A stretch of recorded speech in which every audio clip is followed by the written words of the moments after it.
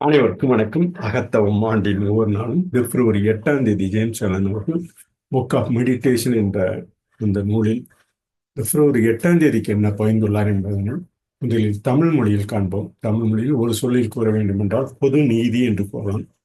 பொறுப்பும் துணையும் நீருக்கும் திறனே என்று நாம் பொதுவாக பொது நீதியாக அனைவருக்கும் உண்டான ஒரு கருத்தாக பொது நீதியாக பொறுப்பும் துணையும் நீருக்கும் திறனே. நீரின் அளவை கொண்டே அந்த பொறுப்பும் துணை கொண்டு நீருக்கும் அந்த திறன் உண்டு என்பதனை புரிந்து கொள்ளலாம். தம்மை தேடுவதில் தம் அழிவில் உள்ளது. தம்மை தேடுவதில் தம் அழிவில் உள்ளது. பலர் செய்தது போல் நீங்கள் உண்மையான செழுமையினை உணர்ந்து தக்கப்படி செய்வதெல்லாம் தவறாகிவிடும் என்ற குணத்தில் ஒத்துப்போகாதீர்கள். பலர் செய்தது போல நீங்கள் உண்மையான செழுமையினை உணர்ந்து தக்கபடி செய்வதெல்லாம் தவறாகிவிடும் என்ற குணத்தில் ஒத்துப்போகாதீர்கள்.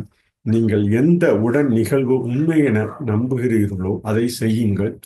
மேலும் பொது நீதியை நம்புங்கள்.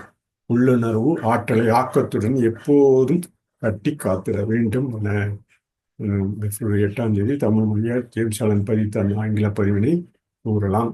What he says in English in single word we can say law. Legal average minimum, you can say it in acrostic. Self-seeking is self-distraction. If you would realize true prosperity, do not settle down as many have done into the belief that if you do right, everything will go wrong.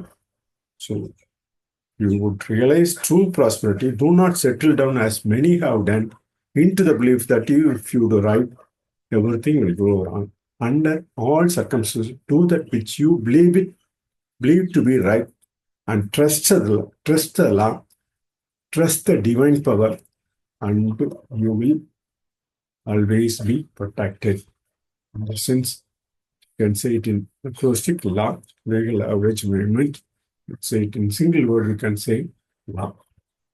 பொது நீதி பொறுப்பும் திறனும் நீருக்கும் திறனே என கூறி இந்த பதிவினை நிறைவு செய்கிறோம். நன்றி, வணக்கம்.